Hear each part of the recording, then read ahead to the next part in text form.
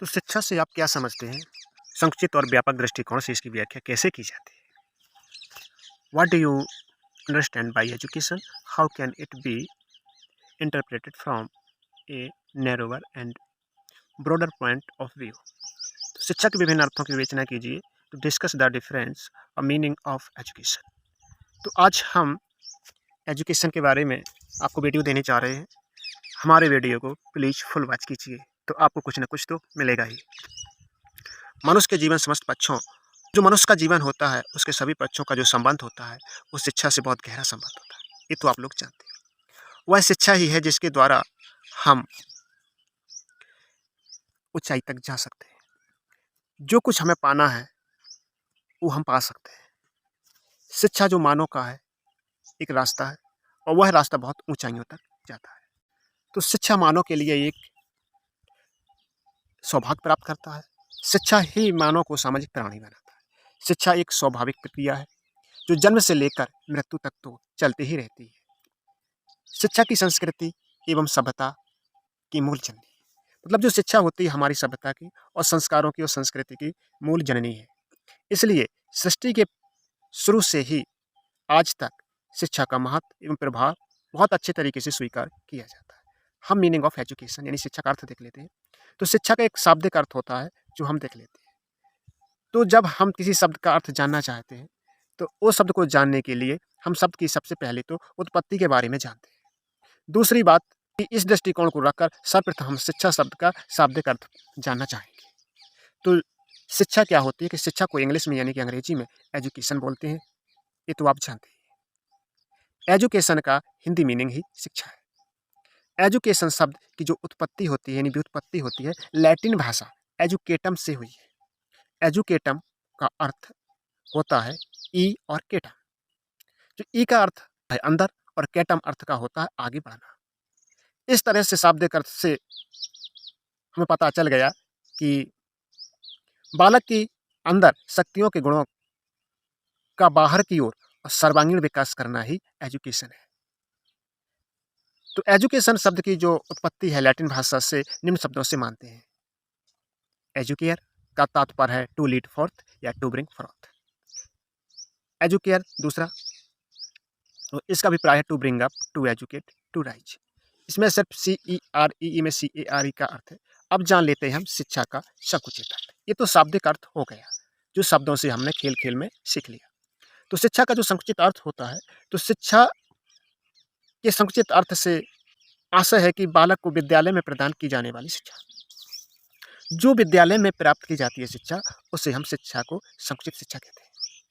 A narrow meaning of education यानी कि ये शिक्षा का नैरो पार्ट है। अन्य शब्दों में जब हम इसी बात को कहते हैं तो बालक पहले से जो योजना द्वारा वयस्क वर्ग तक एक निश्चित काल में या निश्चित पद्धतियों से निश्चित प्रकार से ज्ञान प्राप्त करता है तो उसे शिक्षा कहते हैं। तो शिक्षा किसे कहते हैं कि बालक वर्ग मतलब बालक आयु से जब वयस्क वर्ग तक किसी निश्चित नियमों का पालन करके निश्चित पद्धतियों का पालन करते वो ज्ञान प्राप्त करता है उसे हम शिक्षा कहते हैं। यहाँ पर शिक्षा विशेष विद्यालय, विशेष शिक्षण, विशेष काल, विशेष पद्धति और विशेष पाठ्यक्रम में निश्चित होती है। तो विद्यालय में शिक्षक बालक को वही शिक्षा देता है जो समाज और बालक के लिए जरूरी है। में संक्षिप्त शिक्षा से बालक को पुस्तकीय ज्ञान तो प्राप्त होता है लेकिन उसे तोते के भांति रटने वाली शिक्षा को प्रायः शिक्षा न कहकर उसे अध्यापन या निर्देश कहा जाता है। जो संक्षिप्त शिक्षा होती है उसमें पुस्तकीय ज्ञान तो प्राप्त होता है यानी पुस्तकों का ज्ञान प्राप्त होता है, लेकिन तोता की भांति जो रटने वाली शिक्षा निर्देश कहा जाता है, अध्यापन कहा जाता है। तो शिक्षा के संक्षिप्त अर्थ से जो स्पष्ट होता है वो क्या है, तो जो J.S. मैकेंजी ने कहा है संकुचित अर्थ में शिक्षा का अर्थ हमारी शक्तियों के विकास और सुधार के लिए चेतनापूर्वक किए गए प्रयासों से लिया जाता है। अब प्रोफेसर डीवर की परिभाषा है शिक्षा एक प्रक्रिया है जिसमें तथा जिसके द्वारा बालक को ज्ञान, चरित्र एवं व्यवहार को एक विशेष सांचे में ढाला जाता है। अब देख लेते हैं शिक्षा का व्यापक अर्थ यानी कि ब्रॉडर मीनिंग यानी कि ब्रॉड यानी कि शिक्षा का व्यापक बड़े स्तर पर क्या अर्थ होता है। शिक्षा एक जीवन पर्यंत चलने वाली प्रक्रिया है, ये तो आप लोग जानते ही हैं। सरल शब्दों में जब हम इसको कहते हैं तो व्यक्ति जन्म से लेकर मृत्यु तक के मध्य की जीवन यात्रा में जो कुछ सीखता है और जो महसूस करता है वह सब व्यापक अर्थ के अनुसार शिक्षा के तहत आता है। तो व्यापक अर्थ में शिक्षा कहाँ से आई, ये शिक्षा कहाँ कहाँ से मिली, तो शिक्षा में जितना उसने सीखा कहीं से भी, समाज से भी, स्कूल विद्यालय से भी, कहीं से भी सीखा वो व्यापक अर्थ में आ जाती है। इस तथ्य को हम मनुष्य के विकास पर प्रकाश डालते हुए स्पष्ट करना चाहते हैं कि बालक के संपूर्ण जीवन की दो बातें आप संपूर्ण जीवन का विकास दो बातों पर डिपेंड करता है। एक तो उसकी व्यक्तित्वता है, दूसरा उसका समाज है। तो व्यक्तित्वता के तहत हम विचार करते हैं तो बालक के पैतृक संसार कैसे होता है। तो जो व्यक्तित्वता है उसके अंदर जब हम जाते हैं, उसके अर्थ को जब समझना चाहते हैं हम, तो उसमें क्या आता है, पैतृक संस्कार कैसे होते हैं। उसमें ये पता लगता है कि पैतृक संस्कार कैसे होते हैं, उनमें कौन-सी शक्तियाँ, कौन-सी भावना निहित होती हैं। यह बालक के जो विकास का वंशानुक्रम या मनोवैज्ञानिक पक्ष है, इस प्रकार व्यापक अर्थ के अनुसार शिक्षा से आशय उस प्रक्रिया से है जिसमें बालक अपने व्यक्तित्व का विकास करता है, अपनी पर्सनैलिटी का विकास करता है, मतलब अच्छी आदतें सीखता है। जीवन पर्यंत अनुभव को अर्जित कर जीवन की विभिन्न प्रकार की समस्याओं को सुलझाता है, परिस्थितियों पर विजय प्राप्त करता है और आवश्यकताओं की पूर्ति करता हुआ अपने कर्तव्यों का पालन करता रहता है। इस तरह के दृष्टिकोण को ही सम्मुख में रखकर रूसो और वर्ड्सवर्थ प्रकृतिवादी शिक्षा पर ज़्यादा जोर देते हैं। अब प्रकृतिवादी शिक्षा क्या होती है? तो प्रकृतिवादी शिक्षा ये होती है कि मनुष्य प्रकृति से सीखता है।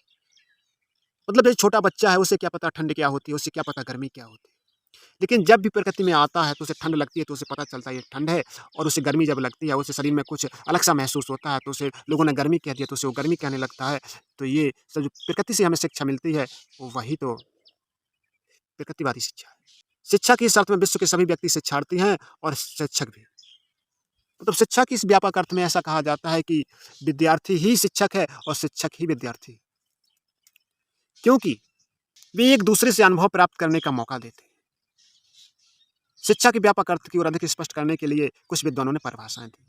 तो हमने जो बात की शिक्षा की विद्यार्थी ही शिक्षक है, तो जो शिक्षक होता है उससे विद्यार्थी कुछ सीखते हैं। तो जब कोई सिखाता है तो उसे शिक्षक कहते हैं, कोई सीखता है तो उसे हम विद्यार्थी कहते हैं, शिक्षार्थी कहते हैं। लेकिन शिक्षार्थियों से कुछ टीचर सीखता है, तो उस टाइम पे जो शिक्षार्थी होते हैं यानी विद्यार्थी होते हैं वो शिक्षक का रूप ले लेते हैं, और जो शिक्षक होते हैं वो विद्यार्थी का रूप ले लेते हैं। मतलब जो गेन करता है उस विद्यार्थी ही बोला जाता है, और जो गेन कराता है उसे शिक्षक बोला जाता है। तो कुछ विद्वानों ने जो परिभाषाएं दी हैं तो वो इस प्रकार है। गांधी जी ने जो परिभाषा दी है, तो शिक्षक का अर्थ है बालक अथवा मनुष्य की आत्मा, शरीर और बुद्धि के सर्वांगीण और सबसे अच्छे विकास को समझता। डम्बिल ने परिभाषा दी कि शिक्षक व्यापक अर्थ के अंतर्गत वे समस्त प्रभाव आते हैं जो व्यक्ति पर उसके उत्पन्न होने से मृत्यु तक की जीवन यात्रा पर प्रभाव डालते हैं। ये डम्बिल ने कहा। अब कुछ हेडिंग है जो हम शिक्षा की विशेषताओं के रूप में देख लेते हैं। तो ये शिक्षा की विशेषता है। तो शिक्षा क्या है? तो आपने तो जो हमने समझाया अभी तक, तो इसमें तो आपको पता ही चल गया होगा कि शिक्षा क्या है। एक संकीर्ण रूप है, यानी कि नैरो रूप, यानी संकुचित रूप है। तो एक विशेषता तो ये हो गई। दूसरी विशेषता है शिक्षा का एक बहुत बड़ा क्षेत्र है, यानी कि ब्रॉड एरिया है, यानी कि ये व्यापक रूप में भी चलती है। तो दो तो ये हो गई। शिक्षा क्या है कि जन्म से लेकर मृत्यु पर्यंत चलती रहती है। शिक्षा से क्या है कि मानव चरित्र का या विकास होता है। शिक्षा से तो इसी तरीके से जो बताया थी, तो शिक्षा की विशेषताएं हो जाती हैं। तो शिक्षा के बारे में अपन ने कुछ भी पढ़ा, विशेषताएं वहीं से अपन निकाल लेते हैं। अब जैसे मान लेते हैं कि शिक्षा के उद्देश्य क्या है। अब इस बात को भी थोड़ा समझ लेते हैं। तो शिक्षा के उद्देश्य क्या है कि शिक्षा हमें क्या बनाना चाहती है। जब इसका उत्तर मिल जाए तो वो उद्देश्य हो जाएगा। तो शिक्षा हमें क्या बनाना चाहती है? तो शिक्षा हमारे चरित्र को बनाना चाहती है। शिक्षा हमारे संस्कारों का निर्माण करती है। शिक्षा एक ऐसा सरल उपाय है जिससे हम बहुत आगे तक बढ़ जाते हैं, मतलब हमारे लिए रास्ता प्रदान करती है। शिक्षा से हम निर्णय ले लेते हैं। तो इसी तरीके से क्या है, ये शिक्षा के उद्देश्य हो जाते हैं। तो हमें सिर्फ बस यही जानना है और बस यही सब इसमें लिखना है। तो थोड़ा बहुत देख लेते हैं। बकाया तो क्वेश्चन ये शिक्षा की विशेषताओं, शिक्षा के उद्देश्य से रिलेटेड हो गया। शिक्षा को प्रभावित करने वाले वो कारक भी होते हैं। तो आप ये समझ लीजिए कि प्रभावित करते हैं, यानी कि जो शिक्षा में बाधा पहुँचाए उसे हम कारक कहने लगते हैं। जैसे शिक्षा में कौन-कौन सी चीज़ें हैं जो बाधा पहुँचाती हैं। एक तो आर्थिक स्थिति, एक तो होती है मनोवैज्ञानिक स्थिति, एक होता है वंशानुक्रम, एक होता है वातावरण, एक होता है परिवार। तो इसी तरीके से ये शिक्षा को प्रभावित करते हैं, क्योंकि परिवार अच्छा होगा तो अच्छी शिक्षा होगी, परिवार में पढ़े लिखे होंगे तो बच्चे भी पढ़ जाएंगे। तो इस तरीके से ये इसके कारक हो जाते हैं। आर्थिक स्थिति का मतलब होता है जैसे घर में गरीबी है तो कैसे पढ़ पाएगा, वो अच्छी शिक्षा नहीं ले पाएगा। तो ये आर्थिक स्थिति बहुत प्रभावित करती है। सामाजिक स्थिति, समाज यदि पढ़ा लिखा है तो बच्चा पढ़ जाएगा, समाज यदि कुकरमुत्ते की तरह है तो वो कुकरमुत्ता बन जाएगा। तो इस तरीके से शिक्षा के ये कारक है। तो थोड़ा बहुत हम आगे और देख लेते हैं। शिक्षा का अर्थ मात्र विद्यालयों में प्रदान किए जाने वाले ज्ञान से नहीं है। तो एक विशेषता तो यही है कि जो विद्यालयों में प्राप्त की जाती है उसका ज्ञान शिक्षा नहीं कहलाता है। शिक्षा तो कहलाता है लेकिन संपूर्ण शिक्षा नहीं कहलाता, क्योंकि ये तो औपचारिक अनौपचारिक शिक्षाएं होती हैं, अनौपचारिक शिक्षाएं होती हैं। ज़्यादातर लोग शिक्षा के जो संकीर्ण अर्थ लगाते हैं, जो छोटा-सा अर्थ लगाते हैं, संकुचित अर्थ लगाते हैं, लेकिन वास्तविकता यह है कि शिक्षा विद्यालय तक ही सीमित नहीं। क्योंकि विद्यालय में वाली शिक्षा कौन-सी शिक्षा है? तो संकुचित शिक्षा है।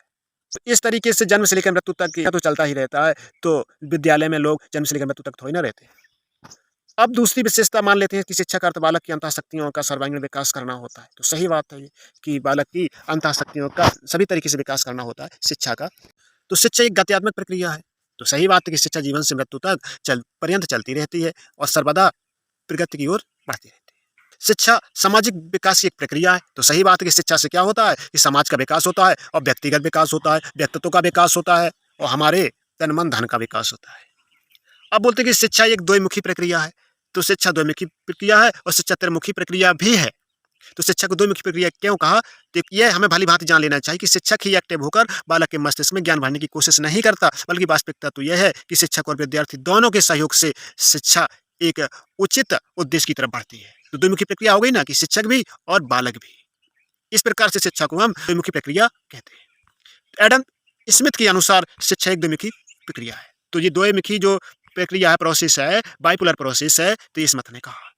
इसमें एक व्यक्ति दूसरे के विकास के परिवर्तन के लिए कार्य करता है। यह प्रकृति चेतना युक्त और सप्रयोजन होती है। इसमें 2 साधन होते हैं, एक तो शिक्षक पर्सनैलिटी और ज्ञान का विभिन्न रूप। तो ये है स्मिथ के अनुसार।